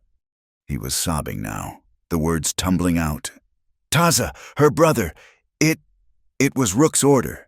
He said clear the canyon. He said whatever it takes. I just had the papers. I just gave the order." He turned to Jonah. "And your letters. He blocked them. He owns the territorial judge. He laughed about it. He said your conscience was a poor man's luxury." The confession hung in the air, absolute and devastating. Silas Rook did not say a word. His face was white. His clean coat was ruined. His reputation was gone. His plan was exposed. He did the only thing a cornered rat can do. He lunged. He ran, not at Calder, but at the explosives, at the detonator box his man was fumbling with. If he was going down, he was taking them all with him. "No!" Atsa screamed. She moved, her knife in her hand. She was not running at Rook. She was running at the fuse, trying to sever it. Rook was faster. His hand was on the plunger. Jonah saw it all in a blur. He saw Atsa, her back to him, running toward the blast. He saw Rook's hand tighten. He did not have time to think. He only had time to act. With a roar that came from the deepest part of his soul, he used his one good leg and his one good arm to launch himself. He did not try to stop Rook. He did not try to fight. He did the only thing that mattered. He hit Atsa from behind. A low tackle. He wrapped his body around her, his good arm pulling her head down, his back to the rig, his broken, ruined shoulder taking the brunt of their fall to the gravel. He shielded her, made himself her armor. He closed his eyes, his face buried in her hair, and waited for the world to end. A single, sharp crack echoed through the canyon. It was not the explosion. It was a rifle. Jonah opened his eyes. He was alive. Atsa was breathing beneath him. He rolled off, gasping in agony as his shoulders screamed. Silas Rook was on his knees. He was staring at his right hand, or what was left of it. It was a bloody ruin. He looked up at the ridge. Chul was lowering his rifle, a thin wisp of smoke rising from the barrel. He had propped himself on another man's shoulder. His aim had been perfect. Rook looked at his shattered hand and began to scream. The spell was broken. The farmers, with a single unified roar, began to run, to charge down the hill. They were not an army. They were a force of nature. They were a flood. The mercenaries, their boss screaming on the ground, his hand a pulp, looked up at the wave of furious men. They looked at the Apaches, now knocking arrows, coming down the other side. They threw their rifles down. It was over. And then the rig, its foundations weakened by the fire, its steel supports warped, began to groan. A secondary, small charge, the one the guard had been trying to light, went off with a thump. It was not a large blast, but it was enough. The iron skeleton shuddered. It tipped. It fell, crashing into the earth, a tangle of ruined metal. As it fell, it tore away the last of the restraints on the spring. It ripped the pipes from the ground. And the water came. It was not a trickle, it was a roar. The sacred spring, choked and poisoned, was free. It burst from the earth in a powerful, high geyser, a silver plume of pure life. Shooting 20 feet into the air, it was a sound like a long, held breath being released, a sigh of the earth itself. The sun, now fully over the ridge, struck the plume of water. It became a spray of diamonds, a rainbow in the morning light. The water rained down, washing the dust from the faces of the farmers, washing the soot from the air, washing the blood from the ground. Jonah was lying on his back, his world a tunnel of gray pain. He could not move. Atsa knelt over him. Her face, streaked with his blood and her tears, was the most beautiful thing he had ever seen. The sun was behind her, making a halo of her dark hair. The noise, the shouting, the sound of the water, it all faded. There was a moment of profound, perfect silence. She placed her hand, trembling, on his chest. She just held it there. She felt his heart. Thump, thump, slow, but steady. He was alive. He looked up at her, at the water falling all around them. He was alive. They had kept the water. They had kept each other. Justice, as it turned out, did not arrive on a horse. It arrived on foot, covered in dust, and looked a lot like Tom Blevins. The procession that left the smoking ruins of the Copper Star camp was a strange one. Silas Rook, his shattered hand bound in a dirty rag, was tied to a mule. His face was the color of ash, his silence more terrible than his screams had been. Marshal Calder, his hands also bound, walked beside him. His head hung low, stumbling. The remaining mercenaries, their weapons taken, were herded by the farmers, who found a new and terrible anger in their liberation. Jonah was not walking. He was being carried on a litter, his arm and shoulder bound tightly against his chest. The pain was a constant, white-hot ocean. But he was awake. He had refused the whiskey. He needed to be clear. Atsa walked beside him, her hand resting on the litter's edge. A silent, constant presence. Chul, his own leg propped on a makeshift crutch, limped beside them, his face a mask of pain and a new, grudging respect. When they reached the town of Copper Flat, the sun was high. The townspeople, drawn by the smoke and the sound of Chul's earlier raid, came out of the saloon and the general store, their faces full of fear. But this was not a raid. It was a reckoning. The farmers, the Apaches, and the prisoners marched straight to the center of the main street. In front of the sheriff's office, the office was empty. But a man was there, a deputy who had always been quiet, a man named Fallows, who Rook had never bothered to buy because he was seen as weak. Marshal Calder, Deputy Fallows said, his voice shaking. What is the meaning of this? He is not the marshal, Tom Blevins shouted, his voice cracking. He is a prisoner.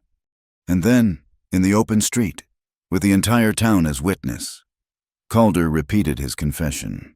He told it all. The bribes, the land grab, the eviction orders, the false imprisonment. And he told them about the skirmish, about Taza, about the order to clear the canyon. He pointed a trembling finger at the silent, bleeding Silas Rook. It was him. He bought me. He bought the judge. He owns this valley. A low, ugly murmur ran through the crowd.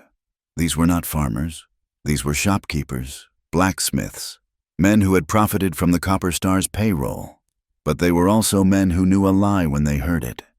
Deputy Fallows, his face pale, did something no one expected. He unpinned his own tin badge and then pinned it back on, as if resetting it.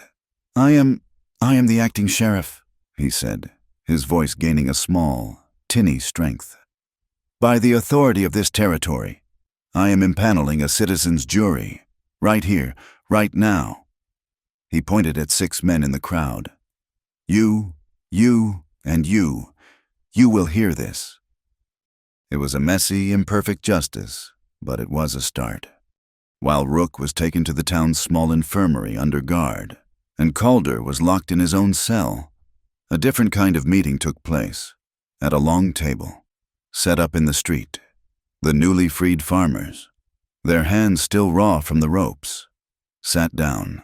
Across from them sat Atsa, Chul, and the Chiricahua elders who had arrived. And they wrote a new law. It was not a law of the territory. It was a law of the valley. Tom Blevins, his hands shaking, wrote it down on a piece of brown paper from the general store.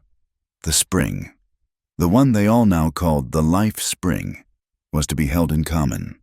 No building, no dam, no mine, no fence could be erected within 1 mile of it without the signed, spoken and public agreement of both the Chiricahua Council and a 3/4 vote of the valley's residents. It was a bill of protection. One by one, the farmers signed it. Then Atsa, with a piece of charcoal, signed it with the symbol of her family. The next day, Jonah, his shoulders set and bound by the town's quiet, competent doctor, was strong enough to sit up. He was not in the infirmary. He was in a clean room above the general store, paid for by Tom Blevins. Atsa sat in a chair by the window, her presence a silent guard. He asked for his satchel. From it, he produced the stack of papers he had saved for so long, the copies of his letters to the governor, his geological maps, the receipts for bribes he had seen passed, the dates and names he had meticulously noted in a small ledger. He had not been planning for a war. He had been planning for a trial. He gave the stack to Deputy Fallows. "This is not for me," Jonah said, his voice weak. "And it is not for revenge. It is for the court, a real one, when the circuit judge comes." Fallows took the papers, his eyes wide. This was not just a confession. This was the rope. This will hang him, Mr. Kincaid. "I do not care if it hangs him." Jonah said, "I care that it stops him, and any man who comes after him." A few days later, the spring was still gushing, the water clean and cold, washing the last of the poison from the earth. Atsa stood at its edge. The ruined rig had been hauled away for scrap. The ground had been smoothed. The desecrated stones returned to their rightful places. She lit a small bundle of sage, the smoke rising in a thin blue line. She began to sing, a low, quiet song of thanks. Her people were there, and she had invited others, Tom Blevins and his family, the Miller brothers, and Jonah. He had been carried up the trail on a litter, his protests ignored. He sat propped against a rock, his face pale, but his eyes clear. He watched as the farmers stood awkwardly, their hats in their hands, listening to the ancient song. He saw Blevins' youngest son, a boy of 10, dip his cup in the spring and drink, then offer a cup to Lozin, who was standing shyly beside his sister. Lozin drank.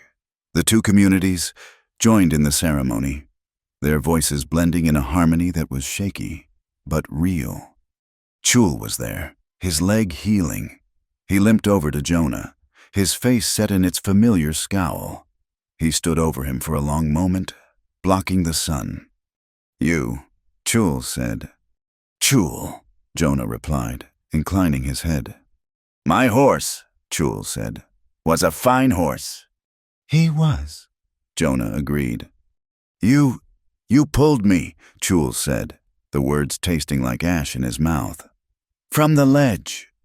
"You were heavy," Jonah said. Chul's scowl deepened, then a strange, cracking sound. He was laughing. It was a rough, unused sound. He stuck out his hand. "You fight," Chul said. "For an old scout, you fight." Jonah looked at the hand. He could not lift his left. He raised his right, his good hand, and grasped Chul's. The grip was strong, a bond of shared pain and new respect. "You shoot pretty well yourself," Jonah said. Chul's smile was a brief, startling flash. "He was a fool," he said. "He should have run." The alliance was sealed. There was one last piece of business. Before the circuit judge arrived, before the formal trials, Atsa had a request. She made it to Deputy Fallows. She wanted to see Calder. They brought him in chains, not to the town, but to the high rocks, to the place where Taza had fallen.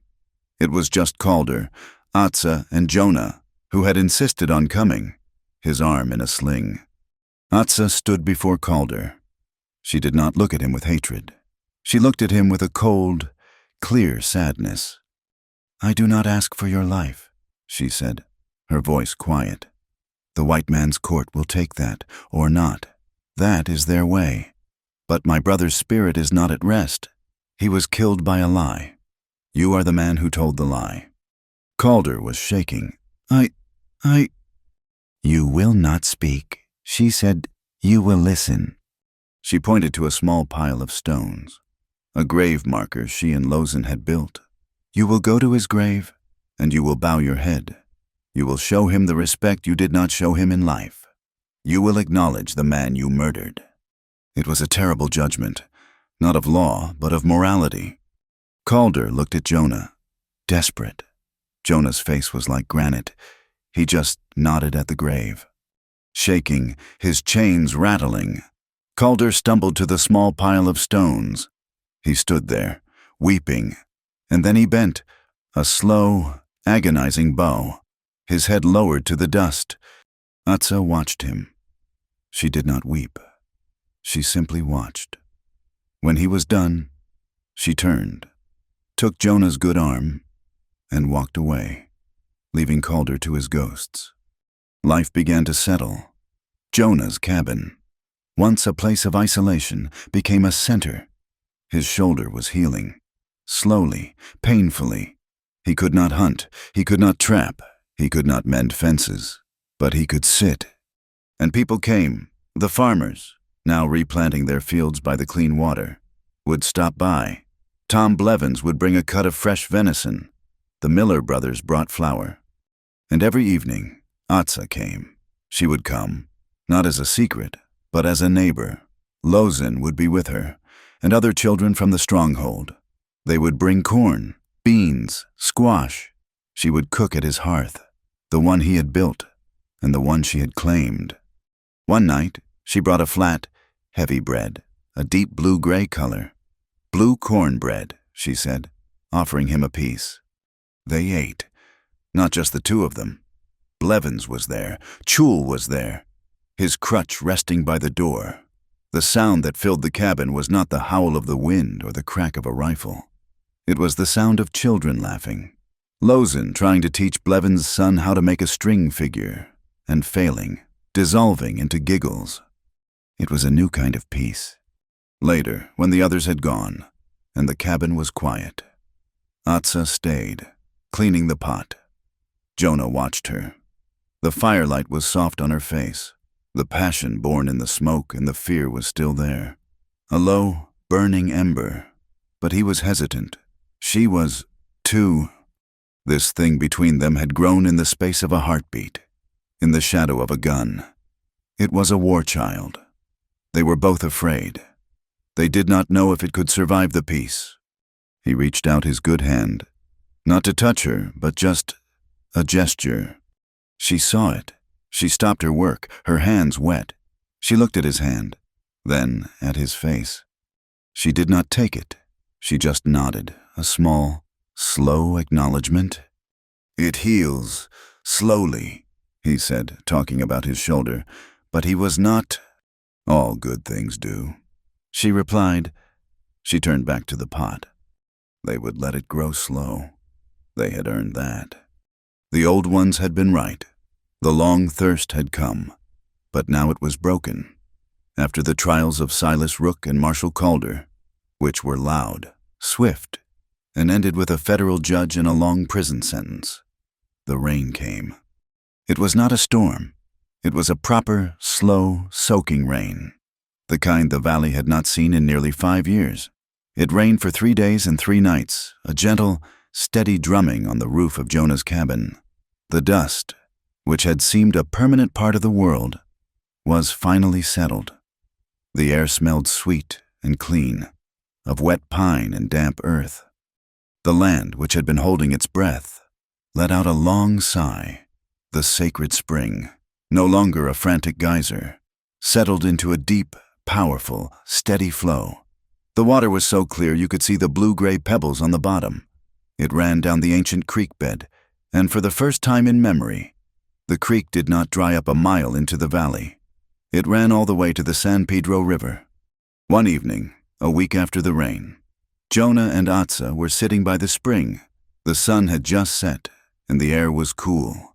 A sound, a chorus, rose from the new wetlands by the creek's edge.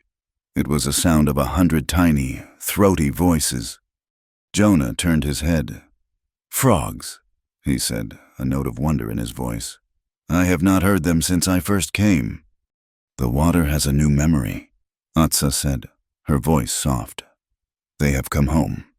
Nature was healing, and so were the people. The valley had a scar, but it was no longer a wound. The near disaster had done what 100 years of peace could not. It had forged a new community. They called it the Water Council. The first meeting was held in the open air, by the spring. Deputy Fallows, now just Sheriff Fallows, came, not with a badge, but as a man from the town.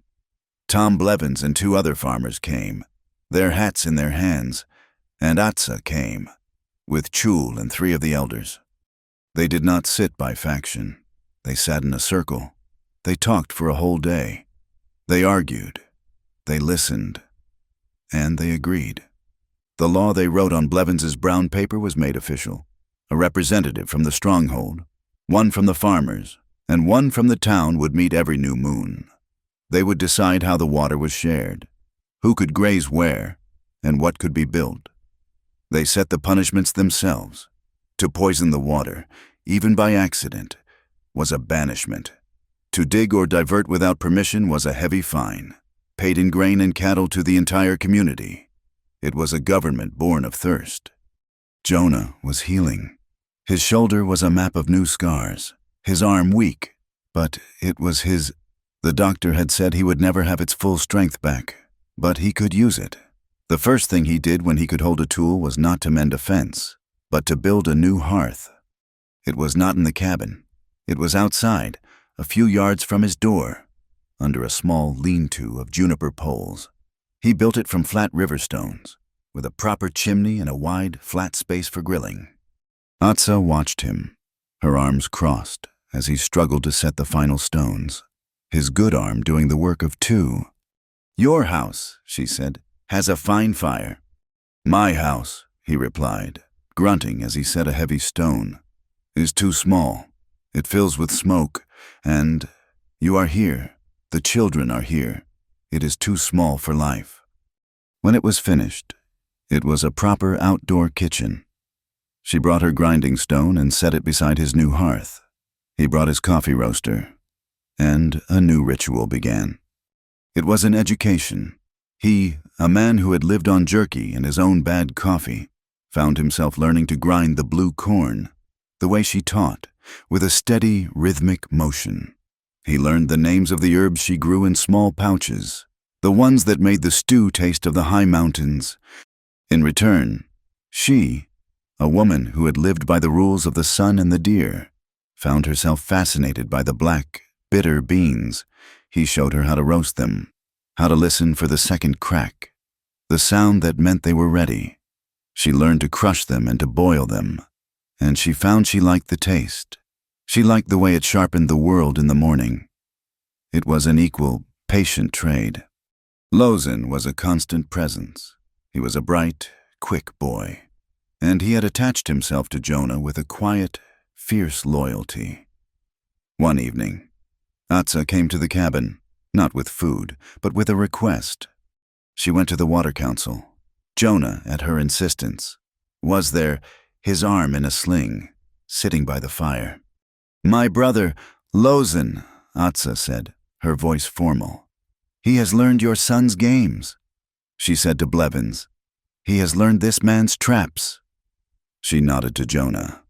"But he cannot make the talking marks, the ones on the paper, the ones that held the lies, and the ones that held the truth."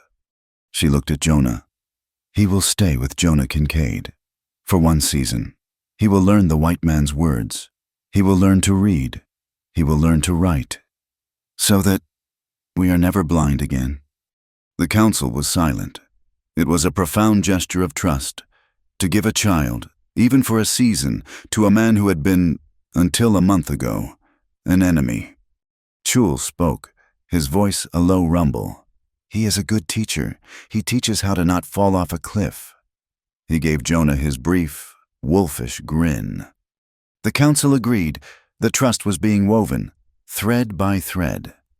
The nights grew cooler. The air was sharp. Jonah's cabin was full, almost every evening. But one night, the others had left early. The children were gone. It was just the two of them. The new outdoor hearth was burning low. Atsa was packing her small bag, getting ready to walk to the stronghold. Jonah was standing by his doorway, on a small shelf inside. He had his father's silver-chased knife, the one thing he had kept. Next to it, he had placed a small, simple string of blue and white beads, a thing Atsa had made for Lozen, which the boy had given to him. The two objects sat side by side, two histories, two lives, resting together in the small pool of lantern light. "It is late," she said, her back to him. "Yes," he said. She turned. The moonlight was bright, and it lit her face. The lines of the warrior were gone. She was just a woman, standing in the cold, looking at a man. He walked over to her. He did not touch her. He just stood, close enough to feel the warmth of her. "Atsa," he began, but he did not know what to say. She smiled. It was that same, slow, devastating smile from the night in the cabin. She reached up, her fingers tracing the new scar on his cheek, where a cinder had landed. She leaned in, her breath warm. "Jonah Kincaid," she whispered, her voice full of a gentle, teasing laughter. "You taste better than dinner." He did not hesitate. He did not think of the past. He did not worry about the future. He put his good arm around her, his hand in her hair, and he kissed her. It was not the desperate, chaste kiss of two survivors in a storm. It was a slow, deep, and unhurried kiss. It was a kiss of peace, of knowledge, of a promise that had been kept. It tasted of wood smoke and coffee, and it was not fueled by fear. It was fueled by life. When they parted, they just stood for a long time, his forehead resting against hers. They were breathing in the same air. The next evening, they walked. They did not go to the cabin. They walked to the spring. The sun was setting, and it turned the gushing water into a column of liquid gold. They stood at the edge, listening to the sound of the water, the sound of the frogs, the sound of the valley breathing. Atsa pointed to the small rivulets that ran from the main pool. "That one," she whispered, "is the woman who waited, and that one, the coyote's path." She was naming them, the ancestral names, calling them back into being. Jonah pulled a small, new ledger from his coat pocket, the one he had bought in town. He opened it to the first page. Lozen was teaching him. Just as he was teaching Lozen, the boy was teaching him the words for his world. Jonah's voice was low, and he read aloud, his finger tracing the words he had just learned to write. "Today, the rains came." He turned the page. "Today, we kept the water." And he looked at her, his eyes full of a light that matched the sunset. "And we kept each other." He did not know what the future held.